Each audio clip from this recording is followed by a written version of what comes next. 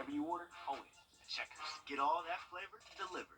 For cupcakes and pastries like your grandmother made, come to Garner's Sweet Dreams. Made fresh every day from special family recipes, Garner's Sweet Dreams offers a variety of cupcakes, including their signature red velvet cupcakes. You can buy them individually or order a cupcake jar, perfect for birthdays, anniversaries, or just celebrating your love of cupcakes. And if you really want a treat, try the mini banana pudding and sweet potato pies. Garner's Sweet Dreams, with 2 locations on the lower level of the Augusta Mall and on 280 South Bel Air Road in Martinez.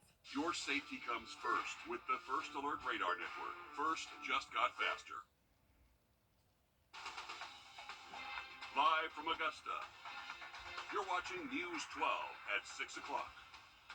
Good evening. We've got warm days right now and cool nights, and there may be sweater weather in our future. First Alert Chief Meteorologist Riley Hale has the forecast in just a moment. But first up tonight, the I-Team looking into how police pursuits are done in Richmond County. Earlier this year, the I-Team uncovered new information about a deadly police chase that killed a local mother of 2.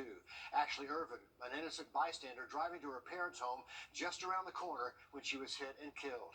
Now the I-Team's Will Rio is sitting down with the sheriff's office, who says they're making changes. The shrieking sounds of sirens. Yeah, it brings back emotions and make you very angry. And blazing cop lights give the Irvin family flashbacks. It's been almost a year since Brittany Irvin's older sister, Ashley, a mother of 2 young girls, was hit and killed. It's set in for me. It still seems unreal. Sometimes I do want to, pick up the phone and give her a call. I just love her, and I miss her so much. This is in the area, Military Road to Tubman, on the road. I've been a 1080 with a blue SUV. A 1080, or a police chase. Back in October of last year, Richmond County deputies tried to pull over Willie Sturtevant for violating Georgia's hands-free law, but instead, he took off in rush hour traffic.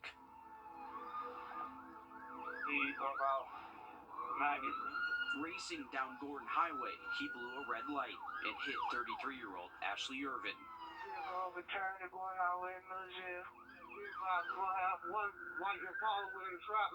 Irvin was taken to the hospital and would later pass away. The Irvin family says more needs to be done to protect families during pursuits. There's nothing been done. They're still going to do them. The I-Team requested the Sheriff's Office pursuit policy after Irvin's accident. It reads, when it is necessary to conduct a pursuit, deputies must exercise due regard for the safety of all persons, and the decision to pursue rests solely with the deputy. Caution will be used when approaching a populated area, high traffic areas, or rush hour periods.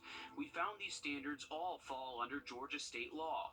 Chief Patrick Clayton with the Richmond County Sheriff's Office agreed to sit down with us to talk about changes needed to their pursuit policy after Irvin's death. This is probably one of the most stressful things that we do, other than using our weapons. They're specifically working on more supervisor control during the pursuit.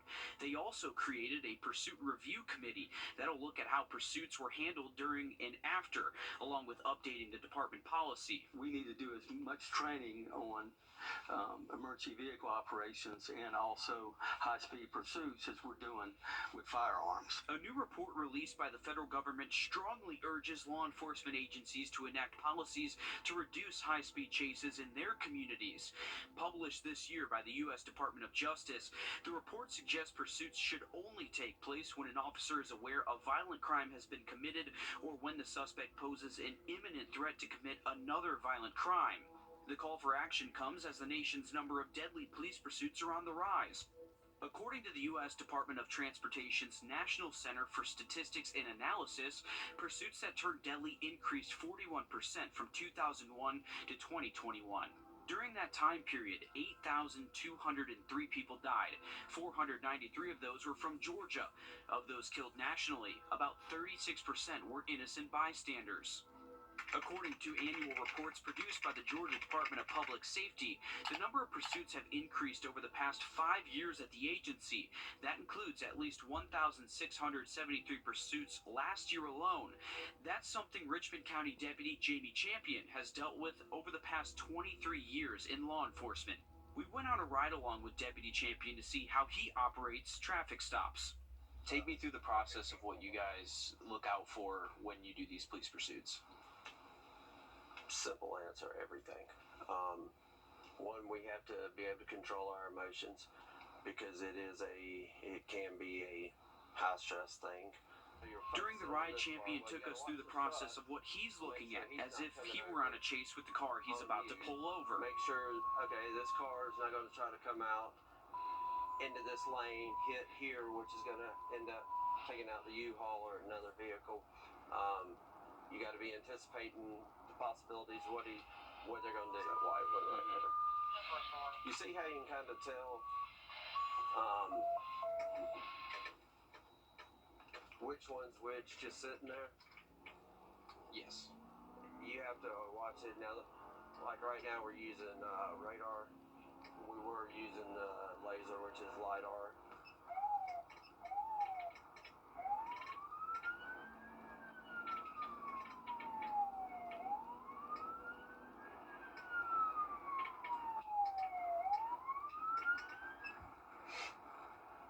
T20 dispatch, traffic stop, watching road at Eisenhower.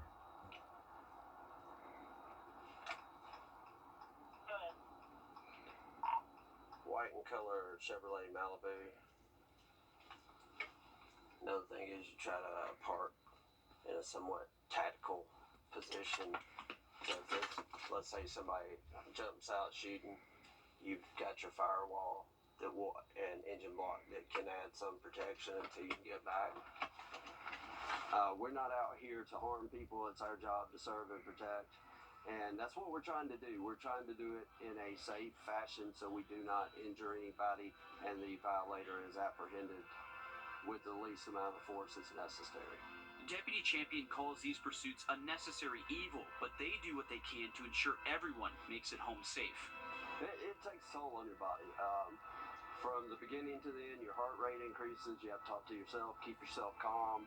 A lot of new people kind of get excited, can't understand what they're saying on the radio. We have to manage our stress, control our stress, and do the job and keep everything under control because you're not sure when that violator may slow down, bail out the vehicle, or what. We have to be able to maintain our self-control during the chase. As for the Irvin family, they're in their own chase, a chase to get justice for Ashley and bring more awareness to what they say is a growing issue. Because instead of picking up the phone to call her big sister, she takes a trip down the road to visit her instead. Brittany says if any change comes from her sister's death, that's a step in the right direction. Now, Ashley Irvin's family is still fighting for justice through the court system as we speak. 30-year-old Willie Sturdivant was wanted in several states when he drove off from deputies. He's being charged with homicide by vehicle and several other charges. Interesting look inside the sheriff's office there. Will, thanks very much. We're also learning today more about Augusta's latest murder, a shooting this afternoon that killed a woman. In the last couple of hours, the Richmond County coroner confirming for us 33-year-old Precious Datnak was shot inside her home on Maxwell Street. Deputies found her with a gunshot wound. She died from her injuries a while later.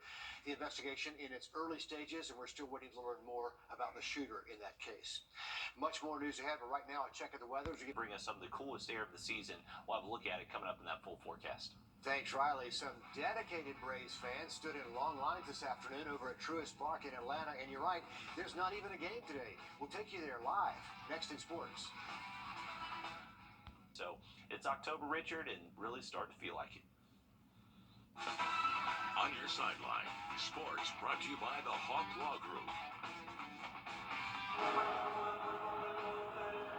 Truist Park is the place to be on this beautiful Tuesday night here at Truist Park, where Braves fans of all ages have come in here to watch one of the 3 open practices that the Braves have right before the NLDS this weekend. And it's the first time it's ever been done, so those lines were out the door and around the corner like walking on Main Street USA in Disney World. Everybody excited to see something happen that's never been done before and maybe see the Braves win another World Series for the second time in 3 years. And this team has had a special season, to say the least, historic in so many different ways. When you talk about rewriting history, history in the Braves franchise with all the amazing players they've had. It provides context to just how much of a special season this team has had, from the home runs to the RBIs to the number of wins, winning the American League, the National League Series for the sixth time in a row, many times in a row. But when it comes to that, the fans have been with this team every single step of the way, and the energy is just so infectious here today, and it's amazing to see. And a lot of them are taking the advantage of getting an otherwise different perspective. It's been a fun season, just been to the ballpark a bunch of times, and just, coming out, seeing what the Braves are doing, and just getting excited for playoffs. To just see them scrimmage and kind of do like in-play games and stuff, and you get to sit in nice seats that you might normally get to sit in, so yeah. Dan, I asked a lot of the fans, hey, who's winning the MVP? A lot of them are saying Ronald Acuna Jr., no shocker there. And for good reason, because he is the first player in MLB history to have over 40 home runs and 70 stolen bases in the same season. And he's hitting over 330. He's going to run away with the National League MVP this year. And what's funny about it is that his teammate Matt Olson, who leads the league in home runs and RBIs, would probably win MVP any other year if it wasn't for what Ronald is doing, which is incredible to say the least. Well, this is a chance to look at him in practice. We'll see maybe 2 other practices this week, and then see him in the divisional series, maybe against the Phillies or the Marlins, but we won't know that till later on. And it's only a matter of time, but the team will be back here at Truist Park tomorrow, Thursday, and then on Saturday for Game 1 of the NLDS. Unreal, guys. We're watching baseball in Atlanta on a beautiful afternoon with no opposing team. That says a lot for the Atlanta Braves fans. Dan, Alyssa, thanks so much. We're also happy to see that they're going to have home field advantage there. The first 2 games played at Truist. Well, code enforcement is rolling out to Harrisburg, but some of those neighbors are still filing complaints. A closer look at the problem coming up here on News 12 at 6 o'clock. First, Commissioner Andy Cheek. High grass still a big issue for some neighbors in the Harrisburg area. We've been digging into problems there to learn more about why some of these properties are going unkept. Sydney Hood live for us in Harrisburg. So, Sydney, what have you learned over there?